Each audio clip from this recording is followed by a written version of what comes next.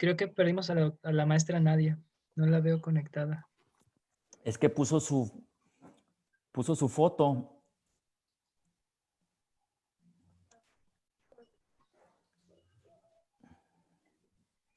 Es que me tuve que cambiar de lugar un momento, por favor. Ah, sí, maestro.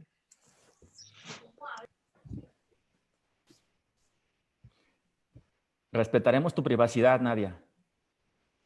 Ya. Es que quiero quitar el fondo este porque... Ahí está. Te ves muy pro. Ahí está.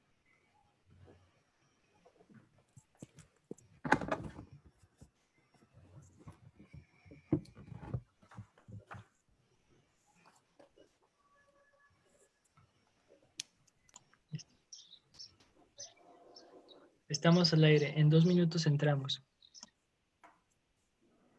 Gracias, Marco.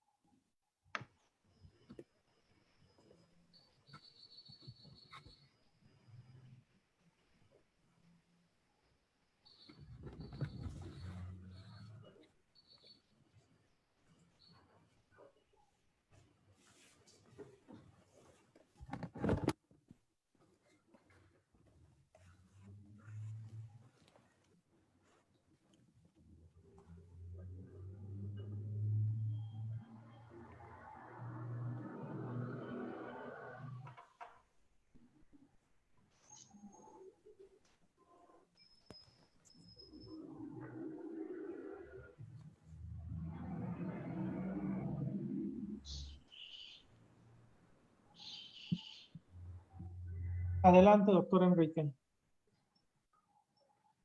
Muy buenas tardes, cibernautas que nos acompañan el día de hoy, 21 de mayo de este 2020.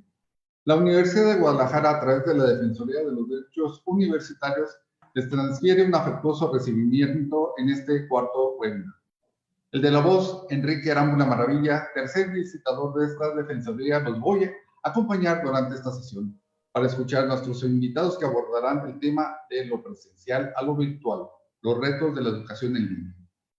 El objetivo principal de este webinar es conocer la manera en que las instituciones educativas y las dependencias de gobierno promueven la innovación como elemento base para el desarrollo de la educación virtual. Para ello, contamos con la valiosa presencia de la doctora Patricia Rosa Chávez, la maestra Nadia Paola Mireles Torres y el doctor Carlos Iván Moreno Arellano. A continuación, leeré una síntesis de su trayectoria.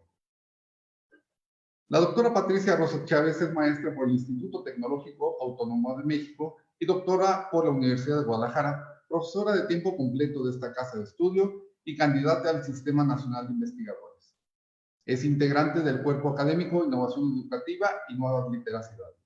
Dentro de la Universidad de Guadalajara se ha desempeñado como coordinadora de la Maestría en Tecnologías para el Aprendizaje, coordinadora de Innovación Educativa y Pregrado, fundadora del Programa Universitario de Fomento a la Lectura Letras para Volar y actualmente es directora del Instituto Transdisciplinar en Literacidad. Un gusto y un honor contar con su valiosa presencia y participación, doctora Patricia Rosa. La maestra Nadia Paola Mireles Torres es licenciada en Negocios Internacionales por la Universidad de Guadalajara y maestra en e-learning por la Universidad Oberta de Cataluña. En la Universidad de Guadalajara se ha desempeñado como coordinadora general de cooperación e internacionalización, jefa del Centro de Autoaprendizaje de Idiomas y coordinadora de relaciones institucionales de la Rectoría General. Ha sido consultora en e-learning y diseñadora instruccional en el Departamento de Conocimiento, Innovación y Comunicación del Banco Interamericano de Desarrollo. Actualmente es directora de la Plataforma Abierta de Innovación en el Gobierno del Estado, en la Secretaría de Innovación, Ciencia y Tecnología. Nos complace mucho su presencia y su participación. El doctor Carlos Iván Moreno Arellano es licenciado en Finanzas de la Universidad de Guadalajara, maestro en Administración Pública por la Universidad de Nuevo México y Pitch Doctor en Políticas Públicas por la Universidad de Illinois, Chicago. Tiene cursos y estancias postdoctorales en instituciones de educación superior de prestigio internacional. En la Universidad de Guadalajara se ha desempeñado como coordinador del doctorado en Gestión Pública y Coordinador General de Planeación y Desarrollo Institucional, Coordinador General de Cooperación e Internacionalización y Vicerrector Ejecutivo. Actualmente es Coordinador General Académico y miembro del Sistema Nacional de Investigadores. Doctor, es grato para nosotros que nos acompañen en este espacio. Sean bienvenidos todos ustedes. Gracias por la invitación. Las pautas para el desarrollo del webinar son las siguientes. Cada experto cuenta con 15 minutos para su intervención. Daré un aviso de 2 minutos para que la o el especialista en turno cierren su presentación. De conformidad con los acuerdos tomados por los ponentes de manera previa, expondrá primero la doctora Patricia Rosa Chávez, después la maestra Nadia Paola Mireles Torres y finalmente el doctor Carlos Iván Moreno Arellano. Habrá un espacio de preguntas y respuestas al final de todas las intervenciones, por lo que les invito a quienes siguen la transmisión que cuando realicen sus preguntas precisen, por favor, a qué ponente va dirigido. Y antes, con la venia de todos ustedes, refiero algunas inquietudes generales de la temática a desarrollar. Lo que hace 20 años se veía como un escenario para Castells, Delors, Zacaías, ahora es realidad.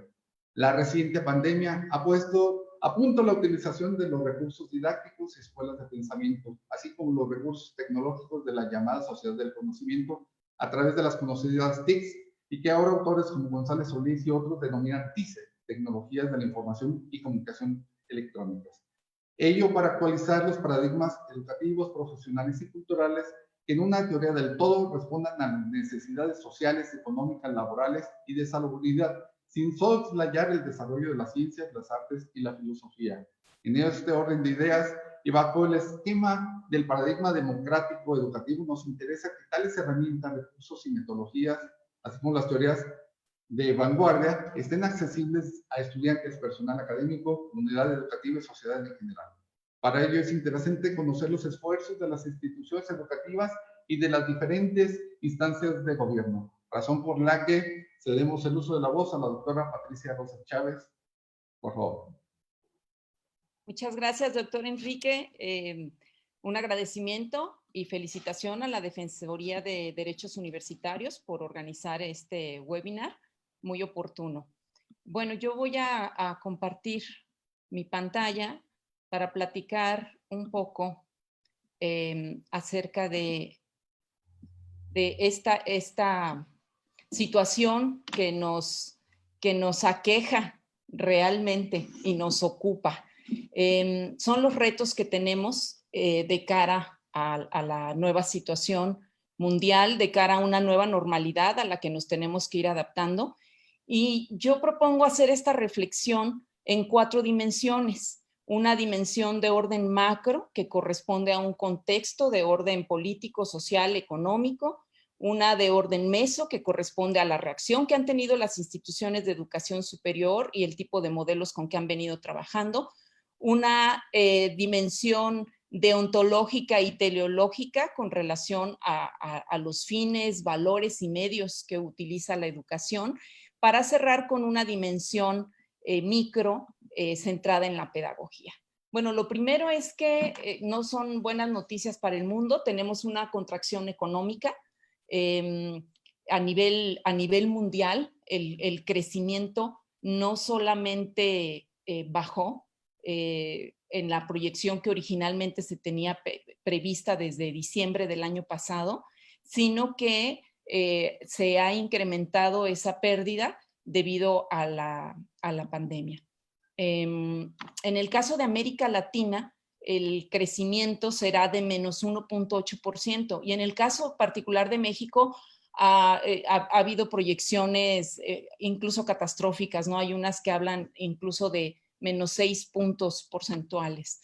En esta situación, por lo menos en la región latinoamericana, nos lleva a que el desempleo va a subir seguramente en unos 10 puntos porcentuales, y los pobres van a aumentar de 185 a 220 millones en la región, y la pobreza extrema también acusando un crecimiento mayor hacia los 90 millones. Las desigualdades producto de este escenario pues no se van a dejar de ver, ¿no? La ganancia concentrada únicamente va a estar cambiando de manos. ahora vemos que los ganones de esta carrera van a ser las empresas asociadas al sector de salud, las que están asociadas a las tecnologías de la información y la comunicación y el comercio electrónico principalmente. Vemos en el caso de la carrera, lo sabemos todos porque hemos hecho uso tanto de Zoom como de Classroom, cómo han crecido escandalosamente en cuanto al número de usuarios y desde luego se han cotizado como unas empresas en las que hay que comprar acciones. Pero estas desigualdades, también este contexto nos está evidenciando una falta de visión estratégica en el desarrollo. Por un lado, en el sector salud ha venido a evidenciar nuestra dependencia de la provisión de insumos, tanto de infraestructura hospitalaria como de tecnológica y materiales. Igualmente, la dependencia en los resultados de investigación de punta. Tristemente aquí no estamos creando la vacuna que va a curarnos o la medicina que va a resolver esta pandemia. Y también acusamos falta de mano de obra calificada. Bueno, hay una situación muy amplia en esto, hay muchísimos datos, o sea, México se ha visto que no tenemos ni la cantidad de camas, ni la cantidad de respiradores, ni de personal que se requiere para hacer frente a la pandemia. En términos de digitalidad, se ve que hay una provisión insuficiente e inequitativa de infraestructura tecnológica. Hemos invertido más en la adquisición de anchos de banda que en el desarrollo de capacidades para el uso y el aprovechamiento de la tecnología digital. Y por otro lado, pues también tenemos políticas fragmentarias que no permiten aprovechar la riqueza colectiva. No existen políticas muy integrales en la región para este propósito de digitalidad. Y la brecha pues existe, ¿no? Que ahora se haya puesto sobre la mesa la necesidad de tener acceso, nos está demostrando que a veces los promedios son engañosos, ¿no? Nosotros pensábamos que en México, pues más o menos la mitad tienen acceso a Internet. Pues sí, pero el problema es que son promedios, ¿no? Y en realidad estos extremos están representados en los jóvenes que tienen muchas mejores condiciones económicas, que sí, ese sector puede tener acceso hasta en un 94%, pero en los sectores menos favorecidos, pues solamente es el 29% de jóvenes que tienen acceso y eso lo venimos a comprobar muy pronto por la vía de la práctica, ahora que tuvimos que hacer frente a la pandemia. También, desde luego, esta falta de visión estratégica se ve en la educación, ¿no? Nos damos cuenta que hemos invertido en infraestructura tecnológica, pero ha sido insuficiente y que además, o sea, esa infraestructura pues no nos sirve, las escuelas están cerradas, ¿no? Entonces la gente ha tenido que hacer uso de sus propios recursos para salir adelante. Y por otro lado, que no manejamos, no estamos acostumbrados a una cultura de tener políticas de adquisición, de renovación, de mantenimiento y de disposición de la infraestructura tecnológica. Por otro lado, también estamos viendo el escaso dominio de literacias digitales que acusamos tanto profesores como alumnos, porque no existen tampoco programas de credencialización universal que estén reforzados desde las políticas públicas. No tenemos tampoco claridad de la finalidad misma de la educación. Y eso lo estamos viendo en el tipo de modelos que se están haciendo presentes, en el tipo de experiencias que ya se están encontrando, algunas inclusive de ciberacoso. Curricularmente también tenemos ahí problemas en cuanto a una concepción nacional de lo que significaría flexibilidad, innovación, formación de capacidades, etc. Pero bueno, este contexto nos da pie para pensar rápidamente en cómo han reaccionado las instituciones de educación superior. Pues ha habido de todo, ¿no? En el mundo. Algunas de plano han cerrado la universidad y han dicho, mejor nos vemos cuando esto pase, ¿no? Como en Argentina, en Zimbabue ha pasado esto. En otras se han ido al uso de aplicaciones de lo más básico, como son las videollamadas, el WhatsApp, el correo electrónico, incluyendo países como Francia, por ejemplo, que también hacen uso de plataformas, pero sí del correo electrónico. En algunos otros países a través de la televisión, como Bélgica. En México lo hemos hecho, pero para el nivel de educación básica. Y la mayoría sí han reaccionado en línea, ¿no? En algunos casos, inclusive teniendo que autorizar el cambio de la modalidad por la rigidez institucional que hay, ¿no? Y como es el caso de Colombia. Ha habido otro tipo de cuestiones en relación con las matrículas, en el caso de las privadas.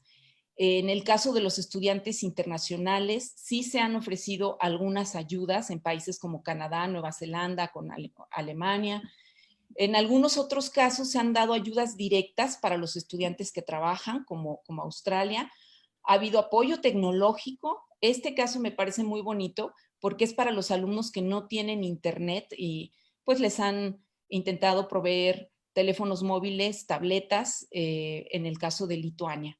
En el caso, también hay casos como este, pero no tanto producto de la pandemia, como en la UNAM, por ejemplo, tienen un convenio con Telmex para que los estudiantes paguen un costo menor siempre y cuando ellos tengan contratado el servicio de Telmex en sus casas, ¿no? Ha habido también universidades que apoyan con la puesta en marcha de pruebas diagnósticas para la enfermedad, como el caso de la Complutense de Madrid y orgullosamente la UDG. También se han puesto servicios psicológicos en acción. Ya ha habido titulaciones virtuales. Aquí en el caso de la UDG, la maestría en literacidad acaba de titular a 3 egresadas. También ha habido graduaciones virtuales, como en el caso de la Universidad de Córdoba en Argentina, etcétera. O sea, es decir, tenemos un panorama variopinto de reacciones que tienen que ver con esta situación de un entendimiento de lo que estamos viviendo, ¿no? A la educación superior se le demandan muchas cosas, todo el tiempo tenemos muchas tareas que nos quiere asignar el mercado laboral, etcétera, y la idea de que la educación superior tiene que reaccionar a todo esto de manera muy rápida y expedita, pero pues qué es lo que ha pasado, lo vemos con esta situación.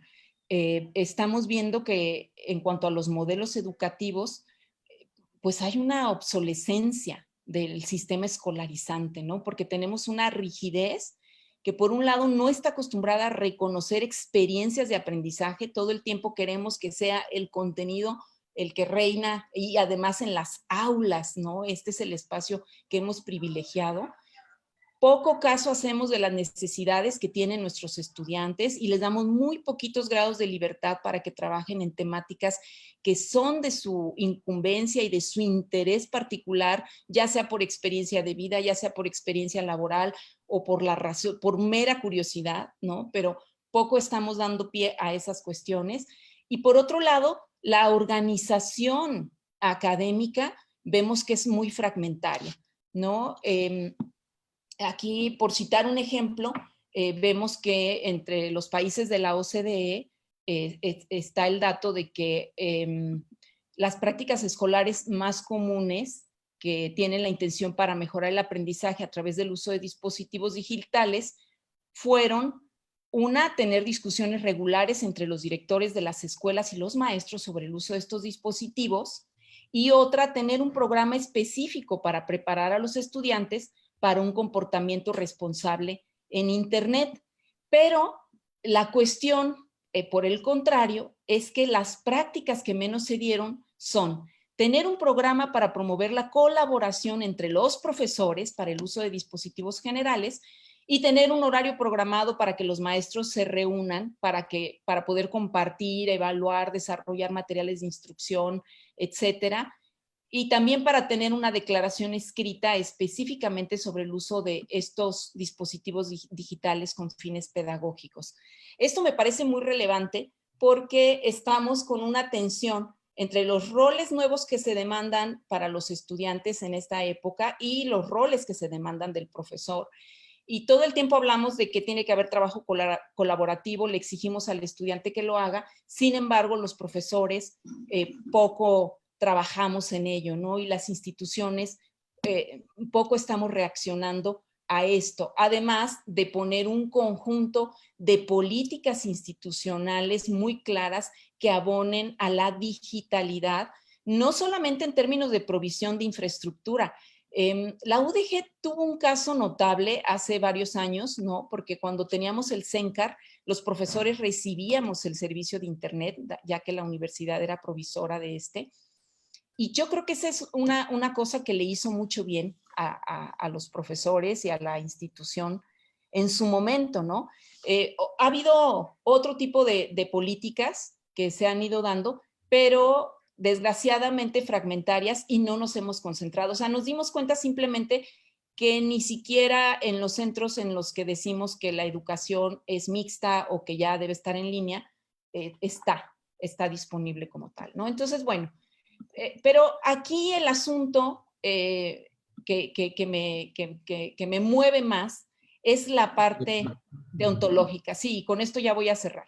Es que la crisis de la educación, esta frase de Juan Carlos Tedesco, no proviene de la deficiente forma en que la educación cumple con los objetivos sociales que tiene asignados, sino que, más grave aún, no sabemos qué finalidades debe cumplir y hacia dónde efectivamente orientar sus acciones.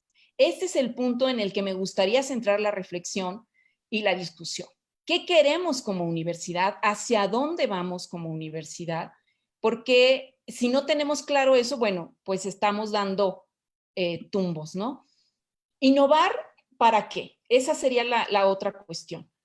Ahora tenemos en las manos todas estas novedades, el cerebro, mente y educación, toda la neuroeducación como corriente que nos está vinculando la emoción y la multiliteracidad para poder beneficiar a los estudiantes de una mejor educación. La educación granular, las multiliteracidades, la inteligencia artificial, la pedagogía para la justicia social, que es un tema fundamental para la región latinoamericana, la ética de los datos y la transdisciplina. O sea, son temas que están aquí en la agenda, que vale mucho la pena platicar sobre ellos, profundizar, qué queremos, qué tenemos que hacer. Y esto me lleva, para cerrar, a que se requiere replantear el modelo educativo global, no solamente el nuestro, ¿no? Urge que pensemos en todo esto que ya se ha dicho, ¿no? El pensamiento crítico y creativo relacionado con la cognición, el asunto también de las habilidades informacionales, el de las habilidades blandas, pero que a mí me gusta mucho sintetizarlas en el modelo de capacidades combinadas que propone la filósofa Martha Nussbaum. Ella habla de las capacidades combinadas. ¿Qué es capaz de hacer y de ser la persona? No se trata de las habilidades que residen en el interior de una persona como las aptitudes que uno va teniendo, ¿no? Y que, porque son producto de un contexto, ¿no? Sino también de que se incluyen las libertades o las oportunidades en estas facultades personales. El tipo de decisiones que tomamos están mediadas por un contexto, ¿no? Y estas capacidades internas son los rasgos y aptitudes entrenadas y desarrolladas en un entorno social. Entonces, con esta crisis vemos que las brechas se amplían y que esta es la oportunidad de repensar la educación. ¿Para qué? Con capacidades globales, pero también de una manera que incluya a la otredad y a la integralidad de las personas. Y con esto cierro. Muchas gracias. Gracias, doctora Rosa Chávez. Y comentar, bueno, con esto nos pone el estado de la cuestión para efecto de entender bajo las dimensiones macro, meso y micro lo que está pasando bajo estos diferentes modelos educativos estudiados a través de estudios comparativos en diferentes partes del mundo. Y con esto generar toda una estrategia de políticas públicas, una visión clara de la educación superior para que podamos ver qué son las acciones que se están tomando y qué es lo que nos falta hacer en términos de replantear la educación en estos tiempos. Cedemos el uso de la voz a la maestra Nadia Paola Mireles Torres para que nos comparta sus reflexiones. Muchas gracias.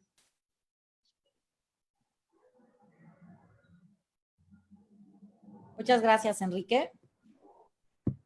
No sé si se está viendo ya en pantalla mi presentación. Bien.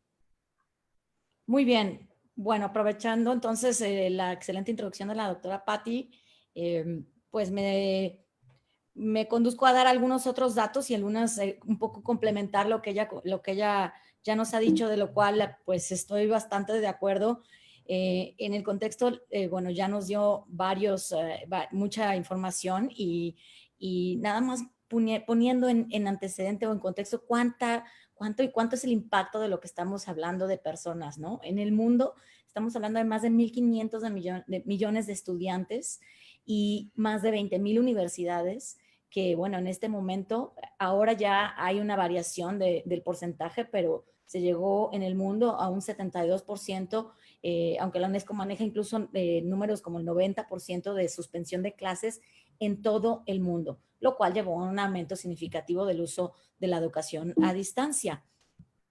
Estos son datos de hace unos días de la UNESCO que nos daba en abril, a inicios de abril, tenía más o menos el 90%, un poco más, de los alumnos que estaban inscritos en alguna escuela estaban cerrados. Ahora ya bajó, tenemos el dato de aquí de 20 de mayo, de hace unos días, y algunas escuelas han empezado a hacer un gradual regreso y se habla ahorita más o menos un 68% del total de los alumnos matriculados. Entonces, imagínense la cantidad de personas que están pues cambiando sus dinámicas educativas. En México tenemos 40 millones de personas. Eso es básicamente el 32% de la población y no todos son estudiantes. La mayoría, obviamente, casi 38 millones son estudiantes, pero también tenemos una cantidad muy alta de profesores y profesoras, 2 millones, y casi 1 millón de personas que son entre administrativos y personal de apoyo que también trabajan en el sistema educativo. Entonces, bueno, en el caso de las universidades, el número es menor, pero sí equivale aún así a 5 millones de personas, un poco más, que son el 4% de la población mundial. No me quiero frenar mucho en estos datos, sino para avanzar un poco más sobre todos los efectos y todo lo que el COVID ha traído. Bueno, en Estados Unidos hizo recientemente una encuesta de las universidades, cómo pudieron hacer su transición en línea, y aquí vemos datos muy, muy significativos. El 90% de las universidades participaron en alguna forma de educación virtual, pero realmente vemos muy poco porcentaje, solo el 24% enseñaban completamente en línea. Entonces, el 76% tuvieron que mover su curso a modalidad en línea y no estaban preparados. El 50% de los administradores dijeron que sus instituciones tenían algunos profesores con experiencia en línea, pero realmente la mitad tuvo que usar nuevos métodos de enseñanza. Ahora bien, realmente cuánto tiempo tenemos ya con educación en línea y tecnología. Bueno, ¿hace cuántos años existen los cursos a distancia? Pues me podrán allí decir algunos 10 años, 20 años, 30 años, no sé, los que ustedes conozcan. En realidad tenemos ya casi más de 300 años que hay algún tipo de educación a distancia. Obviamente no es como la conocemos en este momento. Hubo muchísimos formas, pero desde 1700 tenemos ya algunas referencias que se utilizaban, obviamente correspondencia, el radio, comenzó a usarse la televisión, poco a poco se fueron incrementando las tecnologías y todos los, las ayudas que se utilizaban, pues hasta llegar ya a las metodologías que utilizamos actualmente, que realmente han apoyado a que una persona pueda cursar una carrera completa, una maestría completa, que es mi caso, que fue pues en modalidad virtual, pero también presencial, un poco híbrido, y eso fue ya hace pues más de 12 años, ¿no? Entonces tenemos aquí mucha información en la cual no quiero adentrarme porque es una línea de tiempo muy interesante de cómo llegamos hasta hoy. El 96% de las universidades al menos ofrecen algún curso en línea. Puede ser la minoría, pero ya la mayoría de sus cursos, pero ya la mayoría de las universidades lo ofrecen. Y sin embargo, ahora tenemos las videoconferencias que Pati ya hizo referencia a cómo ha crecido el uso pues, de plataformas como la que estamos usando. Las videoconferencias realmente tienen más de 150 años, que hay una evidencia de que alguna imagen se transmitió junto con el audio. Aquí tenemos unas imágenes y poco a poco, bueno, también fue avanzando hasta ir llegando a lo que pues ahorita conocemos como el Zoom, por ejemplo, tiene pues reciente, pero ya no es tan nuevo, tiene 10 años casi de haberse integrado, pero bueno, el incremento del uso de estas herramientas se vino exponencialmente a crecer en estos últimos 2 meses, ¿no? Algunas soluciones que también Pati ya nos dio algunas. Bueno, sabemos pues cómo en cuestión de semanas cambió el COVID para la educación en todo el mundo, y algunas otras ejemplos sumados a los que ya dio la doctora son, por ejemplo, Uruguay, que ha sido un país que desde hace mucho implementó un programa que se llama el One Laptop per Child. Pues lo que hizo es que pudo transitar rápidamente a que sus estudiantes pudieran integrarse rápidamente a aulas digitales. En Chile se está haciendo la distribución del contenido por distintos medios, incluyendo los materiales impresos. En Perú también se utilizó la televisión, la radio. En países como en Costa Rica están transmitiendo el contenido por televisión, por radio y Facebook. Se hicieron alianzas con empresas privadas como Microsoft para poder rápidamente usar sus herramientas. En Bahamas, bueno, vemos uso de plataformas de aprendizaje digital, pero también en donde no hay conectividad, que ese es un problema que ya hemos comentado, pues tenemos también posibilidad de llegar pues todavía con medios impresos. Y bueno, vemos muchas estrategias, pero vemos que pocas universidades realmente cuentan con un verdadero sistema de gestión del aprendizaje, por sus siglas en inglés se conoce LMS, en donde pues en la teoría, pero también en la práctica, eventualmente llega a facilitar y hacer más sencillo la gestión y no traer pues todo este caos que hemos venido pues como profesores. También al inicio de la transición ha sido agobiante para todos, no estamos diciendo que no lo sea. Ya estas plataformas pues existen hace mucho tiempo, aquí pongo algunos ejemplos. ¿Y qué podríamos decir? Bueno, ¿hacia dónde va a remodelarse? Pues vamos a ver innovaciones bastante sorprendentes. Ahorita es un poco rápido, es temprano para decir cuáles van a ser, pero definitivamente vamos a verlas.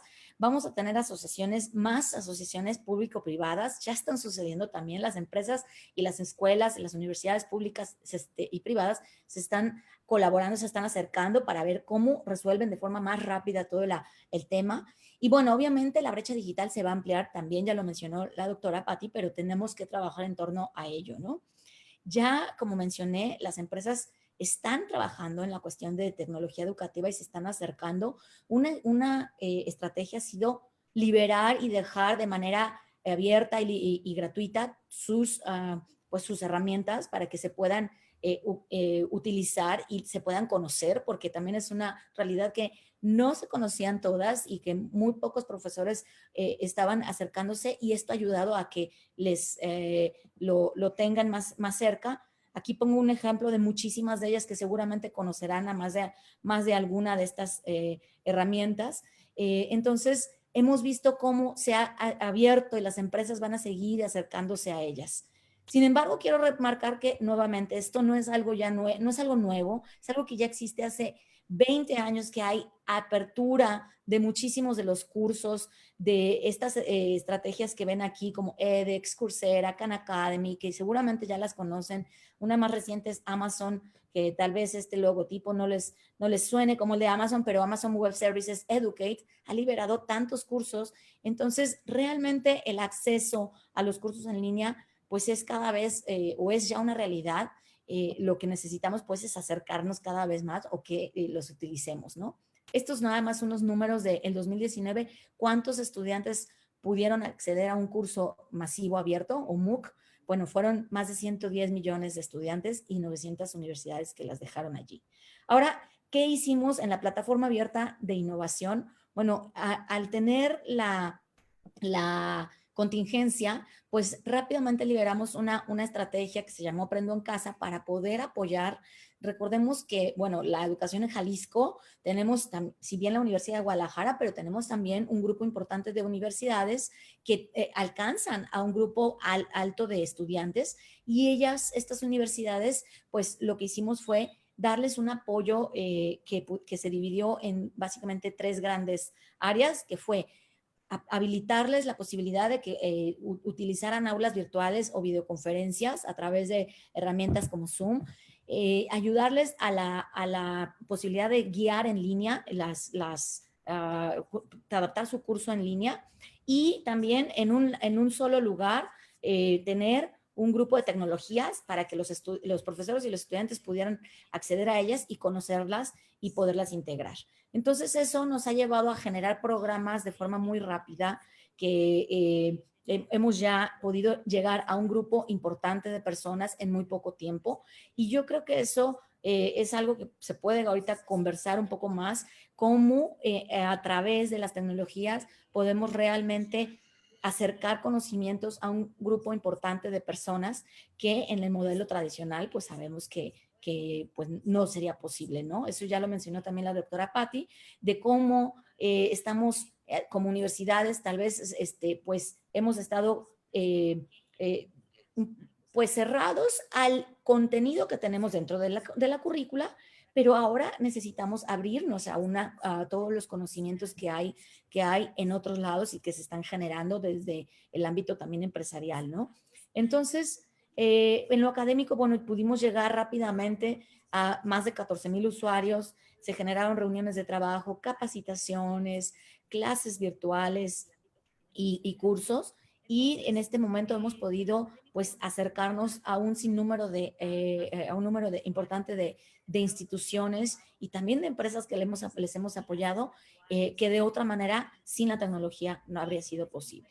Entonces, simplemente, pues para concluir, creo que ya voy en tiempo, dejaría yo, bueno, ¿cómo va a cambiar la educación? Pues tenemos que, ya también lo mencionó la doctora Patti, repensar hacia dónde va la educación, ampliar el aprendizaje a distancia, hacer que los sistemas educativos sean más resistentes, más abiertos, más innovadores. Esto hace unos días fue una declaración de la directora general de la UNESCO, y una disculpa,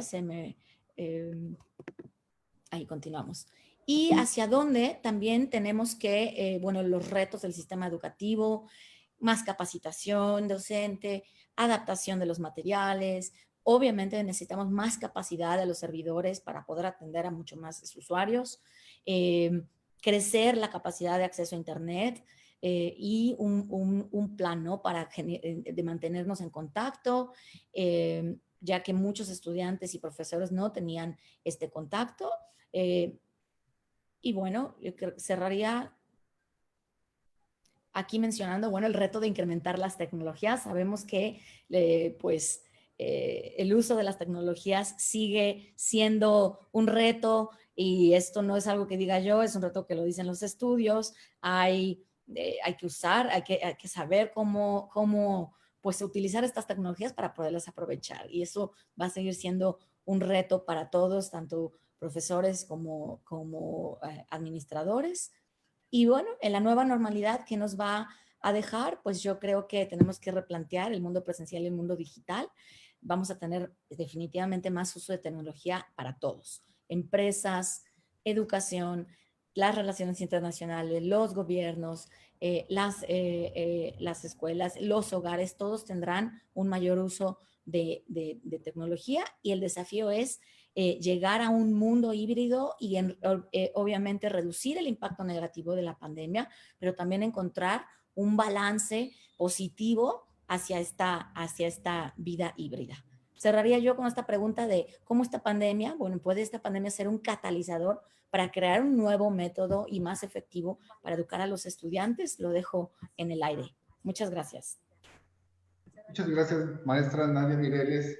Con este recuento que nos ha dado histórico en relación a lo que corresponde a los cursos a distancia, los datos puntuales que existen a nivel internacional, nacional y regional en relación a la educación virtual y los efectos que ha tenido esta pandemia, nos hace reflexionar precisamente en relación a esa cooperación que exista en las acciones que las empresas, las instituciones de educación superior y el gobierno están impulsando precisamente para poder responder en forma innovadora. Tan es así que está esta gestión del aprendizaje, de la cual nos refiere y de la cual explica precisamente qué es lo que sucede en el aula virtual. Es decir, algo que teníamos visión y interés es conocer el know-how. Es parte de lo que nos han estado diciendo las expositoras. Les agradecemos y cedemos el uso de la voz precisamente al maestro Carlos Iván Moreno Arellano. Gracias. Sí, muchas gracias. Buenas tardes, Enrique. Saludo a Pati, a Nadia, a mis amigas y admiradas profesionales de este tema. También, bueno, agradezco a la Defensoría de los Derechos y a su titular, a Dante, por esta invitación y felicitarlos por esta iniciativa. Bueno, la desventaja de hablar al final es que ya dijeron todo lo importante mis colegas. La ventaja es que te puedes centrar en algunas reflexiones y la ventaja, sobre todo para la audiencia, es que puedes hablar un poco menos y es lo que haré. Bueno, en primer lugar, comentarles, y coincido con lo que ya mencionaron Pati y Nadia, ninguna universidad del mundo estaba preparada para semejante disrupción, una transición tan compleja, tan rápida, tan abrupta a la educación online. Todavía, al día de hoy, universidades prestigiadas, muy grandes, muy ricas, están todavía debatiendo qué va a pasar en el otoño. ¿Sí? Es decir, ahorita estamos reflexionando qué va a pasar en los próximos meses, años, ¿sí? en esa transición, y todavía no se resuelve. En Estados Unidos, por ejemplo, 2 universidades ya cancelaron sus clases de otoño. Ya las mandaron hasta la primavera. Una universidad las mandó hasta el verano del 2021, las clases normales. Y hablamos de grandes universidades como Caltech y otras. Entonces, el tema es muy, muy complejo. No había preparación ni organizacional, ni pedagógica, y en muchos casos ni tecnológica. Luego, lo que me gustaría mencionar es que ninguna crisis crea problemas nuevos, ¿sí? Sino que se acentúan los problemas que ya teníamos, los problemas tradicionales, los problemas antiguos. El COVID lo que vino a hacer, no creó ningún problema. No hay ningún problema nuevo bajo el sol. Son los mismos problemas que se acentuaron, se hicieron mucho más urgentes, mucho más críticos. Y mencionaría 4. El problema de la equidad, el problema de la accesibilidad a la educación superior, el problema de la calidad y la pertinencia y el problema de la gobernanza. Estos 4 temas como problemas se acentuaron, se han hecho críticos, reitero, y demandan una solución mucho más rápida.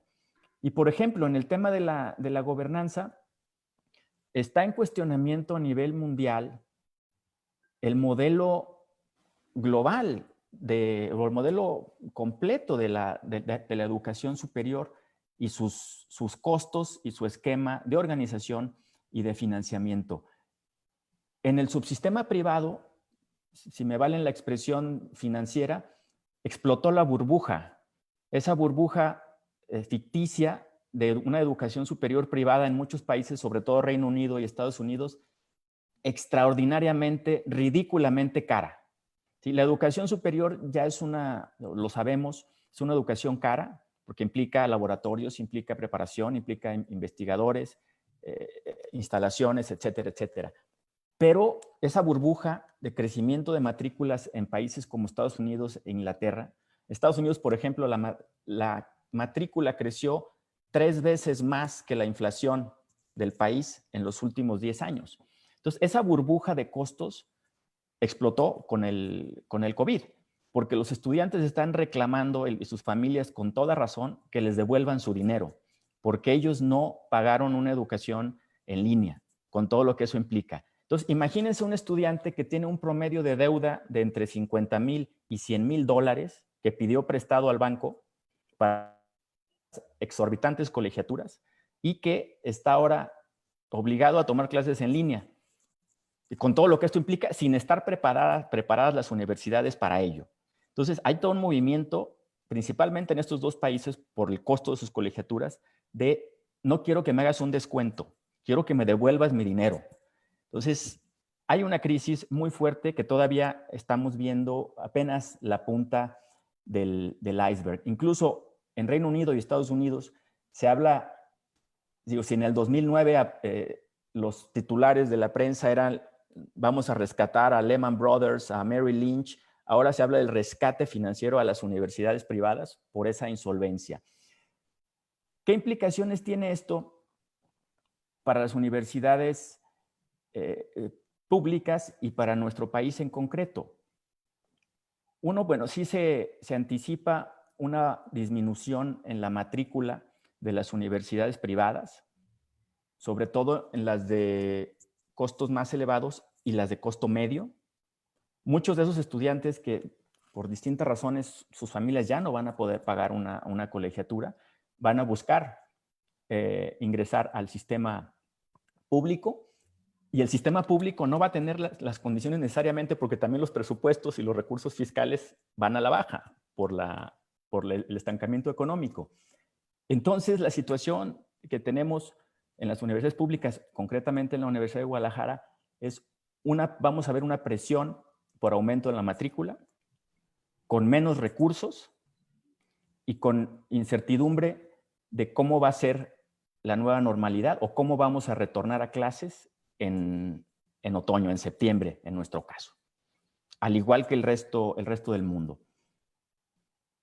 ¿Qué hemos aprendido? Y me gustaría mencionar cinco puntos o 5 reflexiones personales como profesor, pero también como directivo.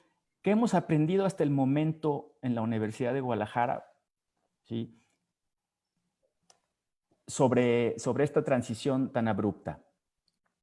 Uno, la importancia de la equidad y el terrible cáncer de la desigualdad económica.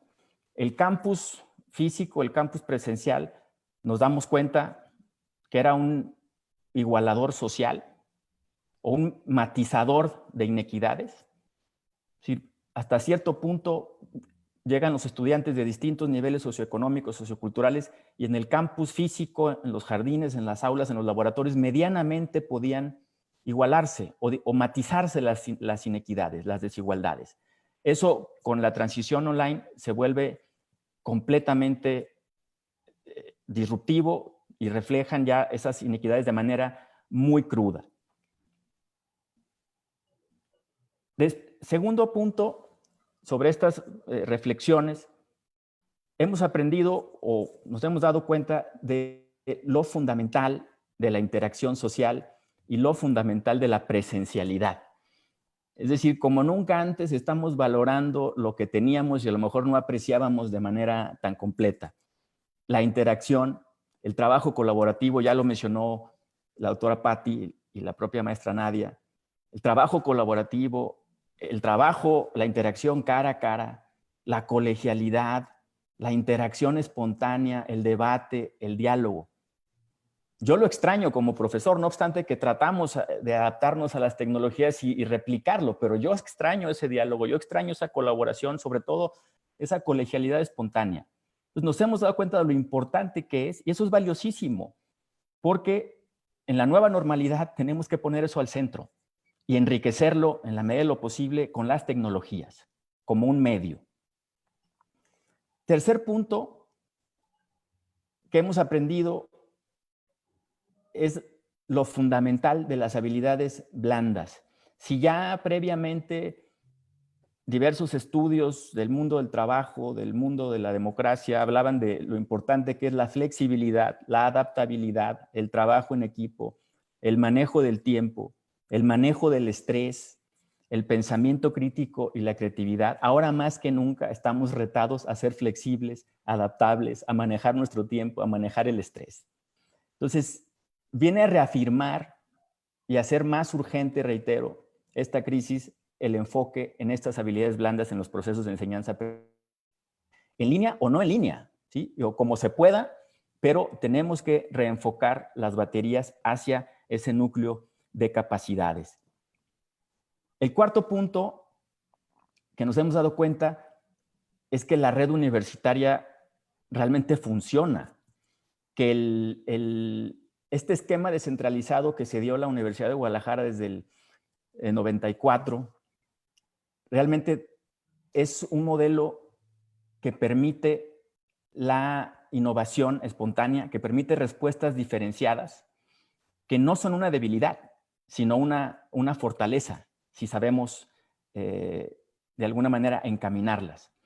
Entonces, el esquema de red, como una macrouniversidad, como la Universidad de Guadalajara, casi 300,000 estudiantes, si hubiéramos mantenido un esquema centralizado, me parece que la respuesta hubiera sido mucho más compleja, y lo vemos con otras universidades que no han optado por este modelo. Al tener campus, al tener 15 centros universitarios, las respuestas imperfectas en algunos casos, pero son muy positivas y generan aprendizajes, generan experimentos y que pueden replicar. Y esa cercanía con los propios estudiantes y los profesores. Entonces, una de las lecciones que yo derivo de esta pandemia es que hay que profundizar el sistema de red, ¿sí? Y tomo un concepto de Nassim Nicholas Taleb, este concepto de la antifragilidad, de los sistemas que están descentralizados y que de alguna manera no tienen una dirección central jerárquica, generan innovaciones espontáneas. Y lo que afecta a una parte no afecta al todo. Entonces, esto es muy positivo, hay que seguirlo valorando y seguirlo profundizando. Y finalmente, en estas 5 puntos, 5 reflexiones de aprendizaje, es que como una macrouniversidad, una de las universidades más grandes, no solo de México, la segunda, sino de América Latina y del mundo, 300,000 estudiantes, reitero, 20,000 profesores, es que necesitamos revalorar, redefinir, replantear nuestra relación con las y los estudiantes. Lo ha comentado el rector general, que a veces en universidades tan grandes, por el propio esquema, no obstante la descentralización, seguimos viendo al estudiante como un código, ¿sí? No estamos tan atentos, ya lo decía la doctora Patti, a sus emociones, a cómo se siente, cómo está, qué opina, cómo es su vida, etcétera, etcétera. Y esto, así como nos obliga a repensar lo importante de la presencialidad, nos obliga también a fortalecer nuestros vínculos como profesores y como directivos con los estudiantes. Debemos verlos como socios en la transformación. Debemos estar más al pendiente de sus necesidades y de sus emociones. Y cerraría, porque me interesa también que dejemos algún tiempo para preguntas y diálogo, y coincido con la maestra Nadia y con la doctora Patti, que el modelo nos lleva hacia un esquema de organización universitaria híbrido, blended. Y me gusta mucho un planteamiento de un libro acaba de salir hace un par de semanas, no, un par de días, Expandir la universidad más allá de la enseñanza remota de emergencia, un libro muy interesante, que dice que el reto es que los entornos híbridos, y cito, hagan invisible la diferencia entre el aprendizaje virtual y el presencial. Se dice muy fácil hacer invisible esa diferencia, o sea, realmente mezclarlos, que no te des cuenta qué estás aprendiendo cómo. Es muy difícil lograrlo en la práctica. Implica nuevos incentivos, formación docente, nuevos esquemas de gobernanza, esquemas organizacionales, pero no hay otra salida. Tenemos que avanzar de manera mucho más rápida, como ya lo veníamos analizando y problematizando desde antes. Ahora se vuelve mucho más urgente esta transición hacia los modelos híbridos, pero reitero y finalizo poniendo al centro el bienestar y el éxito de los estudiantes. La tecnología, por más reto que represente, tiene que venir después como un medio para lograr ese fin último, que es el éxito de nuestros estudiantes, que es lo más preciado en la universidad. Muchas gracias. Gracias, doctor Carlos Iván Moreno. comentando esto que nos dice de la reflexión de la planeación contingencial, que a veces se olvida, que se vea una planeación a largo plazo, pero se olvida el aquí y el ahora, precisamente en estas problemáticas, y cómo en un momento dado hay diferentes issues o problemáticas que tienen que ver con la inequidad, la falta de acceso, la no gobernanza plena, que nos problematiza más todavía lo que corresponde en los contextos educativos.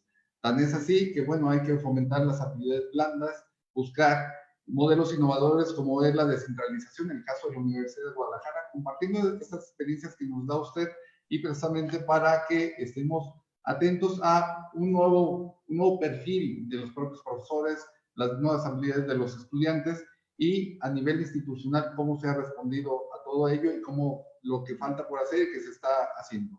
Muchísimas gracias, doctor Carlos Iván Moreno, y procedemos a lo que es las preguntas y respuestas, ¿sí? Preguntas que tienen que ver, una dirigida a la doctora Patricia Rosas, en relación a que dice, nuestra universidad ya había implementado modelos semipresenciales en algunas licenciaturas y asignaturas a nivel medio superior. ¿Cómo se podría terminar de ampliar este modelo a todos los programas en todos los niveles de educación de la universidad, ya que hay algunos que requieren en su mayoría aplicación y ejercicios presenciales? Esto es de Mayra Rivera Cueva.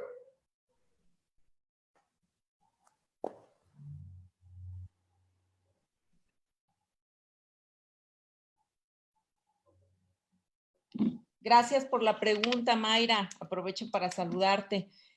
Bueno, quiero antes felicitar y agradecer la participación de mis queridos colegas y amigos, de Nadia y de Carlos Iván, porque enriquece mucho la visión de ambos esta charla que estamos teniendo.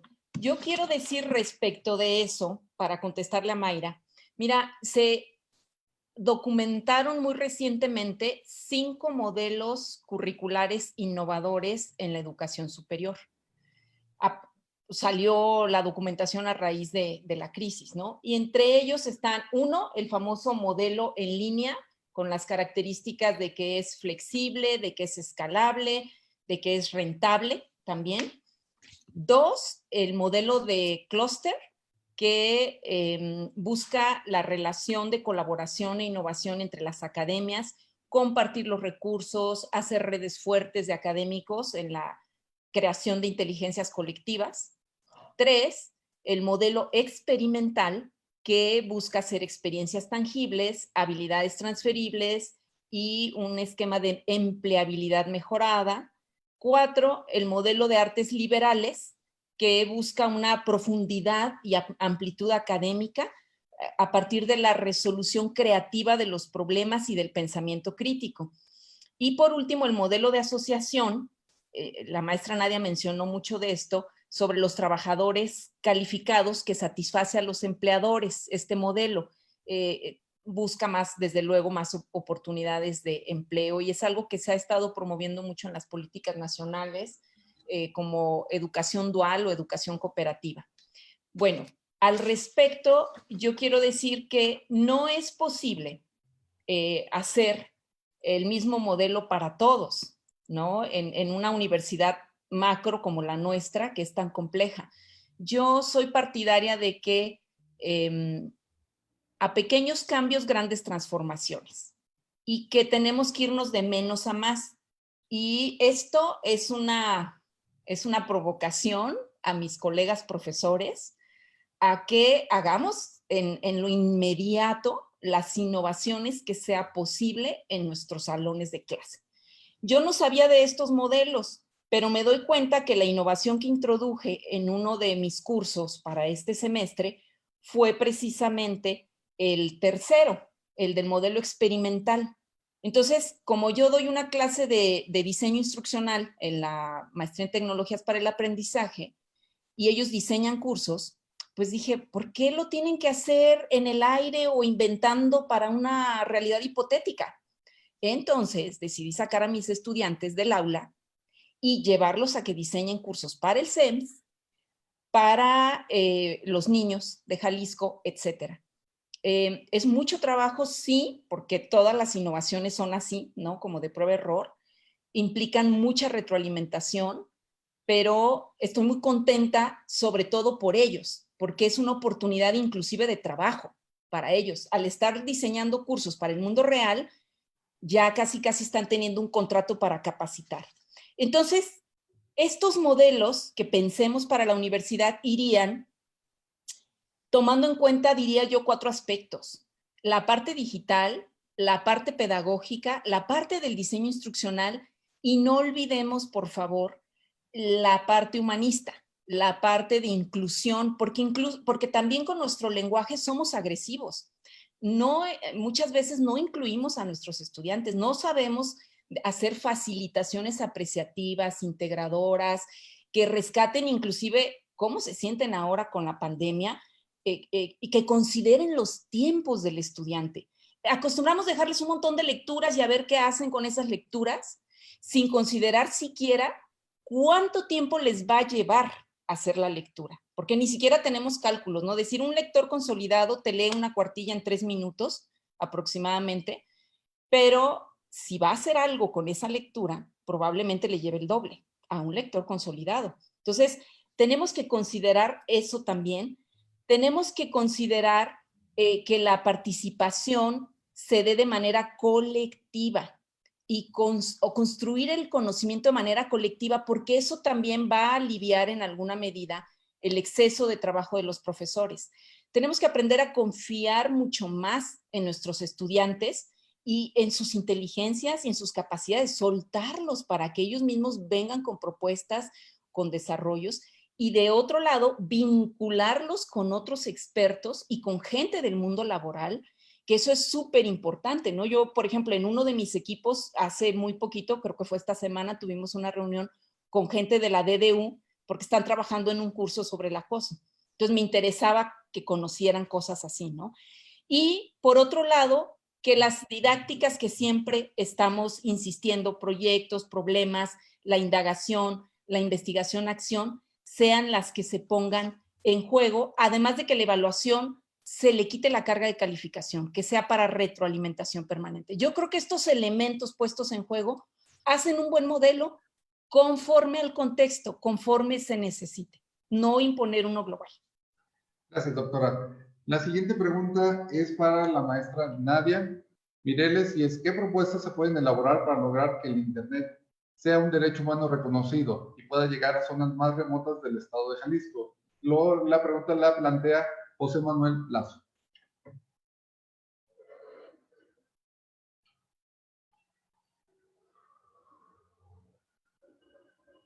Perdón, tenía el audio, pasa todo el tiempo. En realidad, bueno, el acceso al Internet y el acceso al Internet de todo Jalisco estaba planteado ya previamente desde el año pasado con un proyecto que se denomina Red Jalisco, Red Estatal Digital, en donde se ha apostado, o este proyecto apuesta por precisamente llegar y poder expandir el acceso a Internet a los lugares de Jalisco donde todavía no hay, un poco reconociendo esa necesidad que ahorita estamos viendo, que es una necesidad, pues ya podría denominarse básica para que las personas estén conectadas y con el acceso suficiente. Entonces, este proyecto está en curso, en marcha, y bueno, ahora más que antes, pues toma total relevancia, ¿no? Para poder alcanzarlo. Es una inversión que va a ser entre público y privada para poder alcanzar y poder llegar, pues todavía hay poblaciones alrededor de nuestro estado que no están conectadas, y eso expande y crece la brecha digital. Así que bueno, es un proyecto del gobierno del estado que está en curso, y creo que nos va a ayudar mucho como estado, sí, a mediano plazo, porque va a ser algo que se pueda ver ya el próximo año, comenzar a ver la carretera de Internet creciendo, y poco a poco se van a ir sumando a esa carretera, ¿no? De infraestructura de otro tipo, que ya serían accesos a escuelas, a empresas, etcétera. Muchas gracias. La siguiente pregunta, y pues bueno, por la cuestión del tiempo pedimos disculpas a nuestros seguidores y seguidoras, porque bueno, esta sería una pregunta que será dirigida al doctor Carlos Iván, sería la última pregunta, pero las demás preguntas se las pasaremos después a nuestros ponentes especialistas para que después las puedan desarrollar o puedan haber alguna comunicación al respecto. La pregunta es de Cintia Dorantes y es: la pandemia dejó a la luz la falta de cultura digital en la sociedad. ¿Qué acciones deberían hacer las universidades para fomentar esta nueva cultura? Gracias por la pregunta, Cintia. Bueno, lo que ya lo planteamos de manera general en las tres presentaciones. Primero, el tema de la equidad y la accesibilidad, ¿no? Y nos hemos dado cuenta o se ha vuelto mucho más urgente atender estas inequidades cuando nos damos cuenta que el 30% de nuestros estudiantes del sistema de educación media superior, por ejemplo, no tienen acceso a Internet en su casa o no tienen una computadora. El 40% de los estudiantes del centro universitario de la Costa Sur están en esa misma circunstancia y alrededor del 30% de los estudiantes de Cuballes están en una circunstancia similar, sin acceso a Internet en su casa y sin computadora. Entonces, habría que empezar por lo básico. Por eso mencionaba al inicio que estar en un campus presencial tenía efectos matizadores, igualadores de estas inequidades, y eso nos damos cuenta de una manera abrupta, el no tenerlo, así como en las escuelas de educación básica en muchos países mostraron estas tristes realidades porque ofrecían desayunos escolares y ahora los niños no tienen que desayunar porque ya no están en la escuela. Entonces, eso en su justa dimensión lo estamos viendo también en la universidad. Entonces, primero, pues condiciones de acceso. La universidad, como ustedes saben, pues implementó un plan importante de préstamo de computadoras, de tablets para esos estudiantes que no son pocos, ¿sí? Estamos hablando de miles de estudiantes que no tienen la tecnología disponible. Y el segundo punto, ya más orientado a la formación docente, es fundamental que redoblemos los esfuerzos en un esquema de convencimiento y de incentivos para el uso de la tecnología. Sí, también nos hemos dado cuenta, y por eso el programa que lanzó el rector general, que ningún estudiante se quede atrás y que ningún profesor se quede atrás, de que hay estudiantes y hay profesores que con toda la voluntad de hacer una transición, simplemente no tuvieron las condiciones, no pudieron hacer una transición en línea. Entonces, eso hay que reconocerlo y generar pues más programas, invertir más, lo cual va a ser difícil en un contexto de astringencia, por no decir estrangulamiento financiero en las universidades a nivel nacional y a nivel mundial, ¿sí? Para generar programas, pero no solo programas, sino incentivos, ¿sí? Poder premiar de mejor manera, ¿sí? A los profesores que hagan un uso de la tecnología, pero un uso creativo, ¿sí? Y mencionaría, por ejemplo, estamos llevando a cabo un curso, estamos muy entusiasmados porque estamos en un curso en asociación con la Universidad Estatal de Arizona, que es precisamente para eso, para fomentar. El curso se llama La Era del Aprendizaje Activo, ¿sí? Con o sin tecnología.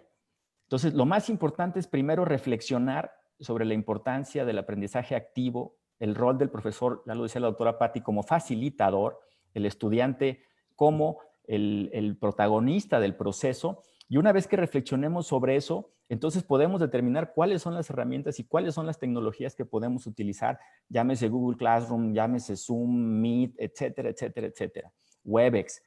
Entonces, sí nos falta mucho por hacer, tenemos que redoblar esfuerzos en accesibilidad, capacitación y sobre todo incentivos para motivar a los propios profesores que, claro que tienen la voluntad, pero de pronto no es que se resistan, es que no tienen las herramientas suficientes para hacer esta transición de manera efectiva. Muy bien, le agradecemos en nombre de la Universidad de Guadalajara y del doctor Dante Jaime Aro Reyes, defensor de los derechos universitarios de nuestra alma mater. Agradecemos a nuestros expertos por su participación en este espacio y a todos ustedes por su permanencia. Los invitamos a seguir nuestras páginas oficiales de Facebook y de Twitter, @DDU-oficial, y que nos acompañen en los próximos webinars. Muy amables, gracias, que pasen buenas tardes. Buena tarde, hasta luego.